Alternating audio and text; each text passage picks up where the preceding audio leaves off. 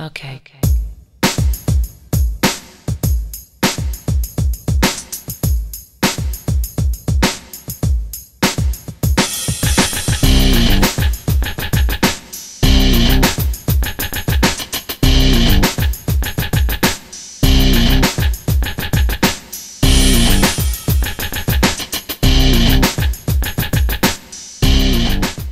Hey guys, and welcome to Tnashi's Movie Corner, and I am going to be participating in a Disney tag. I was tagged by Blu-ray Bin, so there are some questions, and I'm gonna try to provide some different answers, but some of them are honestly going to be a little bit similar to what he did. But and I didn't go with the classic Disney. I just went with Disney as a whole, not counting Pixar and Miyazaki, which gets really complicated for me, and there's a lot of Disney movies I own and have, so this was kind of difficult. But first question, character that is out of their element. I went with Mulan for this one.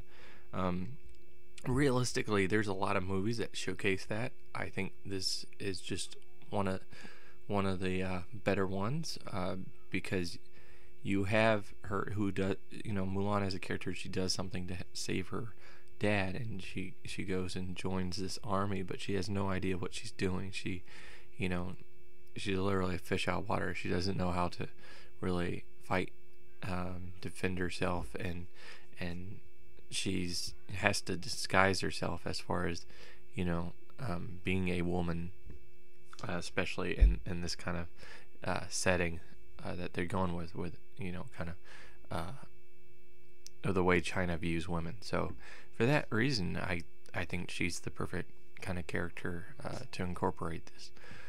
Character that goes through an amazing transformation. Question 2. So for this one, I went with two different aspects of a transformation that takes place within the same character, and I chose Beast from Beauty and the Beast. Honestly, Beast, he's transformed at the beginning to look on the outside like he is on the inside, which is beastly, because he just didn't showcase much love and compassion for anyone. And through the course of this movie, there's a change that happens within him. He starts to grow fond for Belle and think for Belle, have feelings for Belle and treat others with kind of the respect they need, and he opens up and everything. So by the end of the film, he's kind of transformed, because he's now shifted.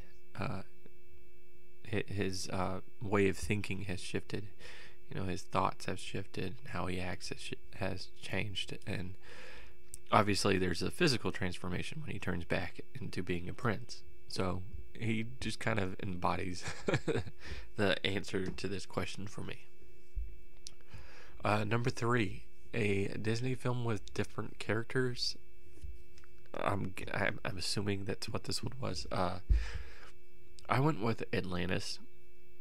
I think there's a lot of side characters that are showcased in this movie, and Atlantis kind of is an underrated film in my opinion. It doesn't get brought up enough, so I was going to bring it up here, because I think all the characters, they offer a small little thing of their backstory, as well as their motivations are a bit similar in a way, but they're also a little different. And then they all have character arcs and everything, and the way they talk and react and all that is very unique, in this film. So number 4, a film that would put you to sleep. Now obviously I don't own this one because it puts me to sleep, but it's kind of fitting that the question is a film that would put me to sleep, because I would almost argue that the film is so boring it put one of the characters in it to sleep, and that's Snow White. That's right. I'm not talking about the poison apple. Yeah, the apple was just a regular apple. She was just bored at that point. But yeah, I just never got into this movie. Never enjoyed this movie. It's not one that I go to. So, it just doesn't have anything to it. Not even the Seven Dwarfs.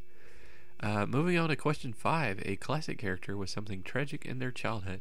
I had to go with the same answer that Blue Raven gave, and that's Lion King.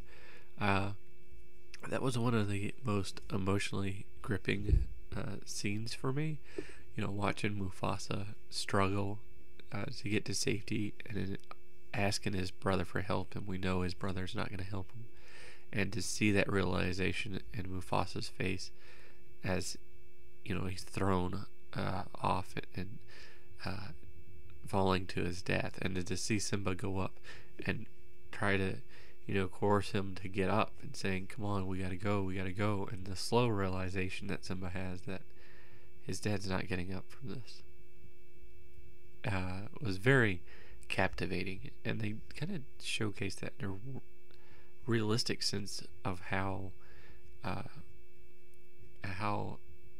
someone would act when their parent dies like that, and they're not able to deal with that, not able to accept that. So anyway, that to me is a great scene, and really emotional scene. Number 6, a film that you were hesitant to watch but enjoyed. Okay, so I went with The Little Mermaid on this one. That was one of those films where I looked at it and I was like, oh, this is a girly film. I'm not going to watch this girly film. I would rather watch something else like Lion King or Aladdin. I'm not going to watch this. It's just not good. But I did watch it, and I did enjoy it.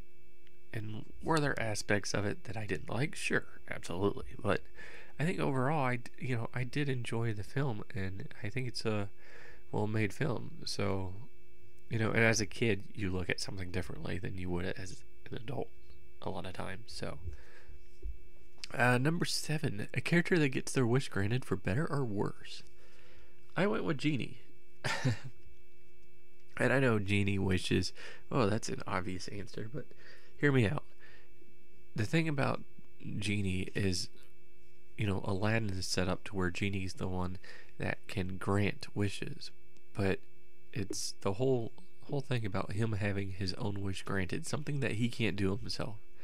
And he has his wish granted at the end, and he gets his freedom, and his kind of reaction to it, his excitement about it, the fact that we go through this movie and he doesn't think it's going to happen, and then he gets hopes that it's going to happen, and then he gets told it's not going to happen.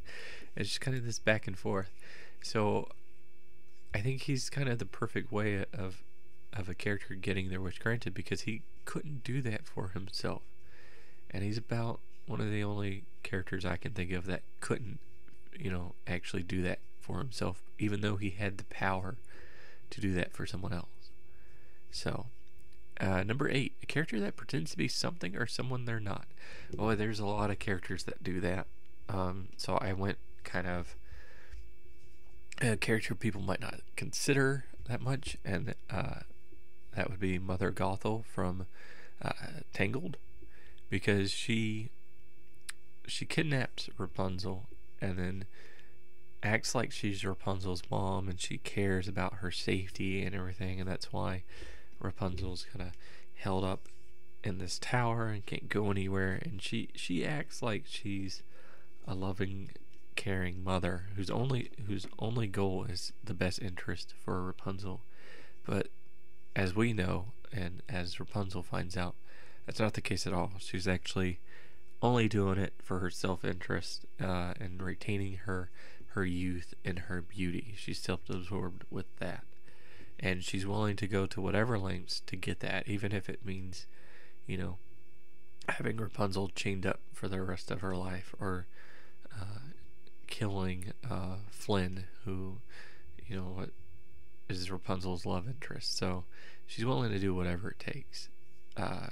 She's very self-absorbed that way, and that makes her a little bit of a unique villain, because we don't quite see that aspect. Usually everyone thinks they're in the right, but I don't think she technically thought she was in the right. She just knew what she wanted. But anyway, number 9, a film character that you would like to come to life. So I chose not to go the perverted route with answering this. Um, and I had to really think about it because I was like, what would a film character be that would come to life that would really benefit me in the fact that the characters come to life? And so I went with Baymax from Big Hero 6. Um, that guy's just awesome. He's awesome. But, the fact that he can showcase medically, do diagnosis and everything, and like medicine, and the fact that he his voice is really kind of cool, and the way his body's made makes you just kind of want to hug him. And the fact that you can teach him other programs, like even fighting, for defensive purposes, or just whatever. I just think overall Baymax is a really cool character. And lastly, number 10, favorite villain. Now there's I almost said a different word. There's a ton of of villains I think are really good. So again, I went kind of off from what I would normally, I guess, say my go-to answer, because I wanted to try to provide different answers here. And he is one of my favorite villains. So, and that would be from Hunchback of Notre Dame. I believe his name is Frollo.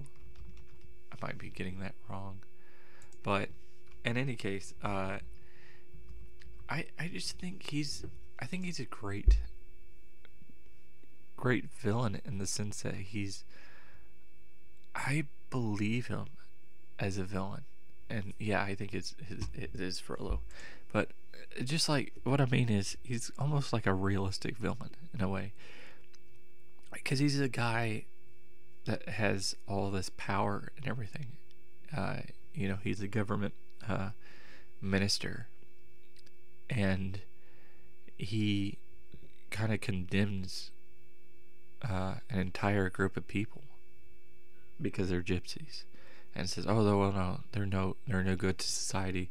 They're horrible people. They should all die." And so that's kind of what his goal is. But he's doing all this because he thinks that's what he thinks is that's the way it should be done. That's kind of the justice or whatever, that the gypsies are like a plague. And the thing is, he gets tempted by Esmeralda, and then he gets consumed with the thought of having her, whether by her will or not, which is also despicable. And he gets to this point where his religion is kind of what's driving him and consumes him, and he goes down such a dark path. He's just such a very dark villain, but he kind of connects with a lot of people in reality, what they've done and what they've gone through and what their motivations were. So he's kind of reminiscent of that, and for that reason he's such a just terrible villain.